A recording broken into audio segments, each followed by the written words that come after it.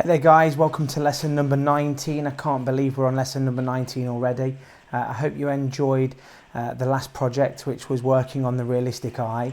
What we're going to be looking at over the course of the next maybe 5 or 6, maybe 7 lessons is we're really going to start looking at some details and textures, and I found this reference image over on Pixabay and thought that we could really get some fantastic details in this hair, and it's also blonde hair as well, which we touched upon in the last set of lessons in the eye, and just showing you how to draw blonde hair, because I think once you grasp the concept of drawing blonde hair, darker hair is much easier as well, and a lot of the concepts and the techniques are there as well. So this is our reference image. It's going to be over on the Facebook page if you want to go and download that. If you go into the photos section, it will be on there. I'll also make it an announcement as well so that you'll see that. I'm going to be using an HB pencil, and I've got my kneaded eraser. So what we're going to be looking at with this drawing is I'm going to show you the grid method. So I know in the last couple of lessons we've been using our either compass or geared divider, and we've been plotting our drawing that way, but I'm just going to show you another method which is called the grid method. The downside to the grid method is you've got an awful lot of lines that you've got to rub out, and as you are probably aware if you've watched any of my earlier videos, I'm really big on not damaging the tooth of the paper and being able to take value out. And with this method it does make it slightly more difficult. We've got an awful lot of rubbing out to do to get to the bare bones of the drawing, but I thought I'd show it you anyway. You can have a play around with this. So what I've done is I've taken my reference image and I've marked it out into 3 centimetre squares. Now the smaller the squares are, the more accurate your drawing is going to be, but obviously the downside to that is you're going to have a lot more rubbing out to do. So I've gone for 3 by 3 centimetre squares. One of the things that I would really recommend that you get is an 18-inch ruler. You can do this with a 30 centimetre ruler, but I just think that the 18-inch ruler just gives you a little bit more freedom when you're doing things like that. So make sure that you plot it out accurately.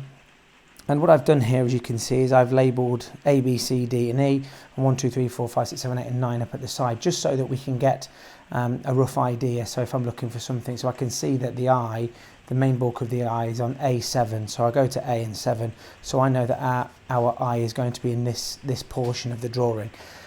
Again, I'm using the HB pencil. I wouldn't advise using the HB pencil to start with. I always go lighter, so I would always use a 2H pencil to start with, but just because we're trying to record this and show you guys exactly what's going on the video, I will be using, like I say, the HB pencil. So without further ado, let's get cracking. Make sure we've done all of our checks. Have we washed our hands? Have we sharpened our pencil? Have we got everything that we're going to need? The light's coming from the left hand side for me because I'm a right-handed artist. If you're left-handed, you want the light coming in from the right-hand side, just so as you're not obscuring where you're drawing. So we're just going to start getting some basic forming. So I think the first area that I want to look for is this line here. So I can see that I'm on B7. So let's have a look in B7. There's B and there's 7. And all we're doing is we're just getting a rough idea of how this line is falling in this zone, and I can see that it follows down. Now what we're doing, very similar to what we were doing with the geared divider, is we're taking measurements, but we're really using our eyes now, so I can see roughly how far apart or how far away from the edge of this line is. And like I've said to a lot of you as we've been going through these lessons recently, what we're trying to do is we're trying to train our eye. I know some of you are really interested in doing freehand work. Well, in order to do freehand work, we have to go through this process first. You can start by trying to freehand, but it's going to take you a lot longer, and you're going to have an awful lot of drawings that you're very unhappy with for quite a while. I like these methods because we actually start to produce work that we're quite proud of, and it's like I've said before, the actual layout of the drawing, it doesn't really matter how you achieve that, whether you trace, you use a light box, use the geared divider, use a portional divider, however you want to lay your drawing out is absolutely up to you. The magic comes in when we're laying the graphite down, and we're understanding how light works and how to make something look three-dimensional on a two-dimensional piece of paper. So don't worry too much if you're struggling with some of these methods. Just get that initial layout down on the paper as best as you can. So what you can see is I'm possibly going through this quicker than you guys would do. So don't forget, it's not a race, it's not a rush. I've just done this quite a few times. So I'm just getting a basic feel for where these strands of hair are falling. I'm going to come down and I can see that this one now comes down and it actually meets the corner of this cheek. And we're coming all the way into A5 with this swooping hair, and it comes down just into the corner of 5 just before A. So I've not gone all the way to the edge there. If this is the first time that you guys have visited my channel, thank you so much for that. My intentions with this is to try and teach you some of the methods that I've learnt over the last three and a half years now. I've tried an awful lot of things. I've watched lots and hundreds of YouTube videos, and I've taken online courses and things like that, and I just wanted to try and put together a series of videos that we can draw along together with, and we've also created a place that we can share that. So we've created a Facebook page. It's called Tutorial Tuesdays from Beginner to Pro, and my intentions with that is to have a place or a community where we can share the work that we're doing in the lessons, but also give advice on other areas of art, and a place where we can start to share a little bit of what we've been up to and what we've been doing. But it's a really great group actually, so I really would recommend going and finding that. It's Tutorial Tuesdays from Beginner to Pro. So I'm looking at, let's have a look at the edge here. So we can see we're on 9 and we're on D9. So D9 sort of almost to the top of the paper there. And it comes down into the next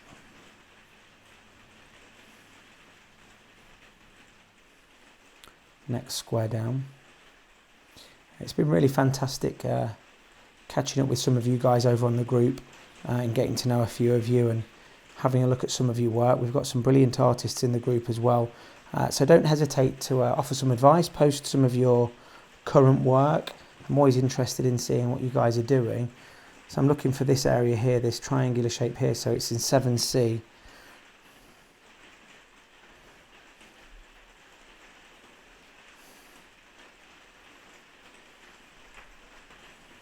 And I can see that this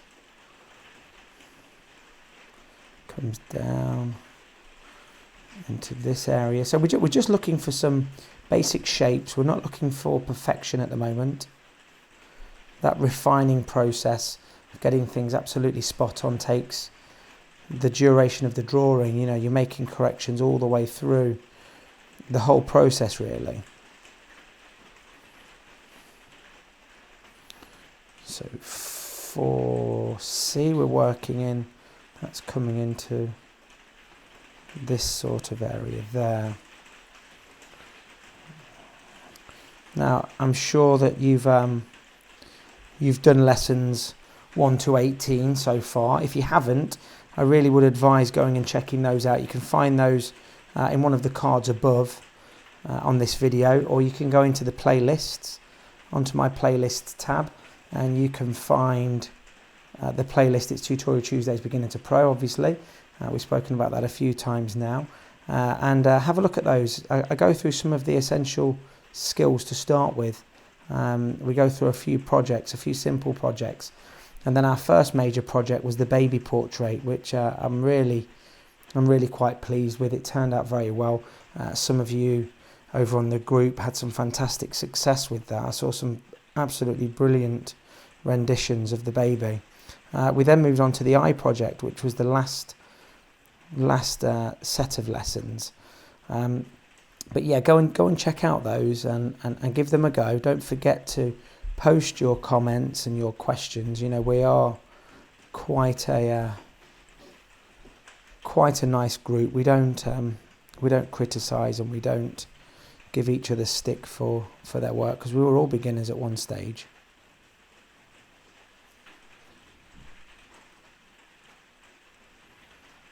So I'm just using these grid lines to just give me an understanding of where things fall. And the beauty with hair is we don't have to be absolutely spot on, because this young girl's hair will only have looked like this for that second. As she's moved her hair, or the wind's blown, or she's ran her fingers through it, it's going to have a completely different look. So we don't need to produce something that, you know, it's not like producing somebody's nose, which is obviously going to look the same no matter what. We have got that luxury of being able to have a little bit of artistic license, but we do want to get the basic shapes in.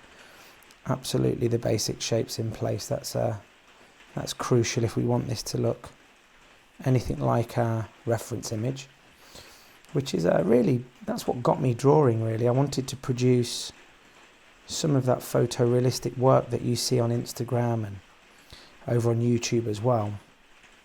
It really took my eye, and you know, there's a lot of artists out there that don't believe in drawing photorealistic work, and you know, saying things like it isn't really art. It's what caught my eye. I believe art is whatever you want it to be. It's down to your own opinion, and as long as you're enjoying what you're doing, then who's to say what is and what isn't art? I'm keeping on turning this pencil. You'll probably see me turning it every now and then, and what this does is it self-sharpens, particularly when we get into the areas of laying down the value. It really does keep a nice sharp point on the pencil, so that we're not constantly having to sharpen the pencil and actually go through pencils quickly, which can then become rather expensive. So we're saving you time, but also saving you a bit of money by doing or using this technique. So we've got a lot of wispy hair in there. I don't need to go too much into detail there. I just need the basic shapes, really.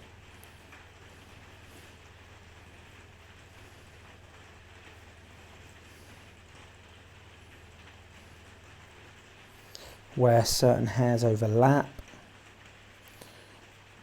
where we have the darker recesses that we're going to start with when we start laying down the foundation and the initial layers of graphite. We're always going to start in the dark areas. That's something that I talk about an awful lot. I know there's techniques out there that people will start from the light and go into the dark, but it's not the way I learned to draw. One of the downsides to that is if I start in the light areas, if I go too dark in the light areas, it gives me an awful lot more work to do, bringing the dark values up to meet them, so that we're not making the drawing look washed out. I like to look for contrast in my work. So let's have a look where this mouth is. So this mouth is in 5 here. It's sort of coming, well, it's just before 5, so we're in that area, and we've only got a very faint indication of lips that in there. So again, I'm not trying to be too precise.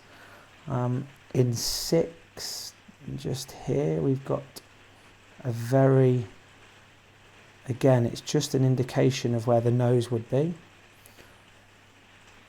And then going on into 7, I can see that we've got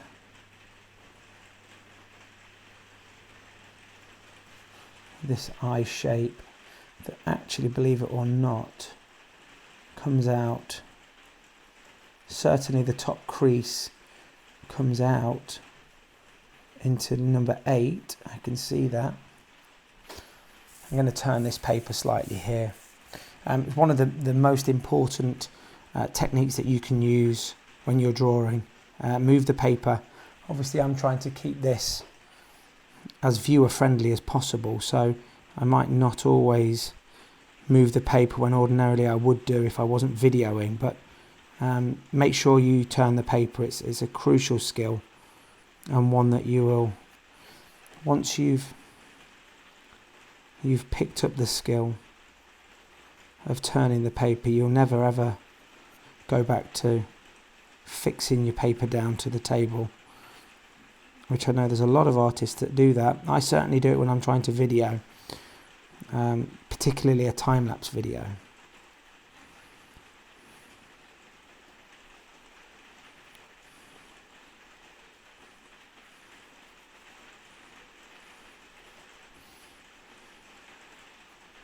So trying to get this slight almond shape to the eye.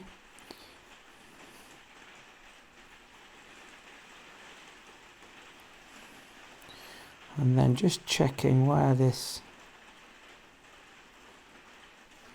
part of the iris meets. I'm probably going to need to turn the paper slightly now.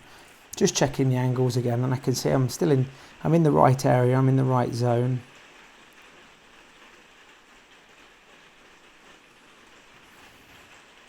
That's possibly slightly in the wrong place. I can see where this comes in relation to that, and I'm a little bit too far over, so I'm taking my kneaded eraser, and because I've not been bearing down into the paper, I've not damaged the tooth of the paper at all, and I can make that adjustment. So I'm probably looking at more there.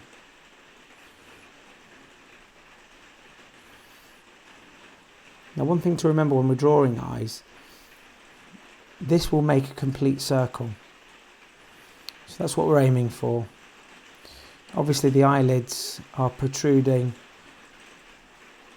or sorry, the iris is protruding from underneath the eyelid, but that's the kind of shape that we're looking for. So that's going to give me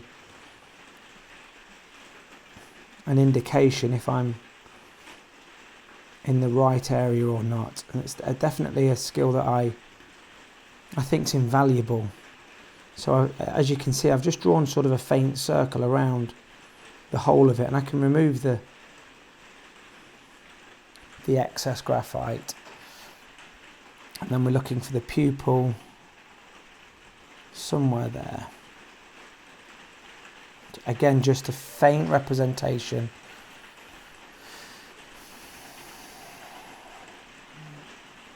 of this eye.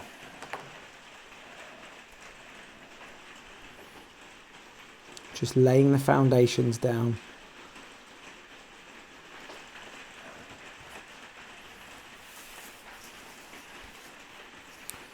So I'm not loving the shape of this eye just yet. I think I might have come slightly too big. It looks like there's slightly more white of the eye in mine here, this side, than in the reference image. Now, one thing not to get too caught up with when you are drawing from your reference image in the early stages is things can look off because we've not got the shadowing in and the shading in. So as long as you've got the general feel for it, you will start to find that as you start adding more and more to the drawing, you will find areas that initially looked wrong, but were perhaps okay. And you'll also find areas that need to be made smaller or larger in certain areas. Like I say, as you start to add value in other areas, and a dark spot in a certain area here and a shadowed area there. But I think we're looking okay on that. I'm not too unhappy with that. So what we're going to do is you're going to go through sort of the rest of the drawing now, just making sure that we've got these things in place. So having a look, let's move this round again. Just making sure we've got the general layout. So I'm going to look now for where this jacket or part of her coat falls. So it's in line 2 and it's E. So we're in this zone here. And it almost cuts this corner off there. and goes up in this area. We have got some blonde hair which snakes around.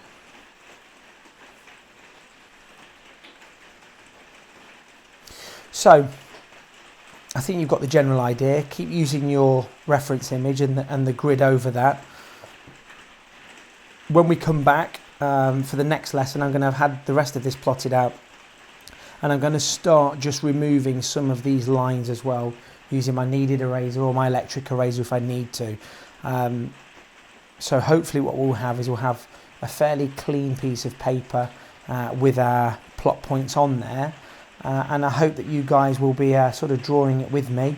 I'll add in some of these details in this scarf as well, in line 2 here in this area, and a few of these as well. I hope that you've sort of grasped this concept. If you're struggling with the grid method, go back and use the portional divider. If you're struggling with that, then go ahead and trace it if you've got a light box, or if you've got some tracing paper, or hold it up to a window, the reference image with your paper over the top of it. Keep going with it. If you've got any questions, let me know, and I'll see you guys in the next video when we've got this laid out. Thanks so much for watching. Don't forget to subscribe to the channel, hit the like button, and I'll see you guys in the next video. Hit subscribe, smack the notifications button, follow me on Facebook, Instagram and Twitter.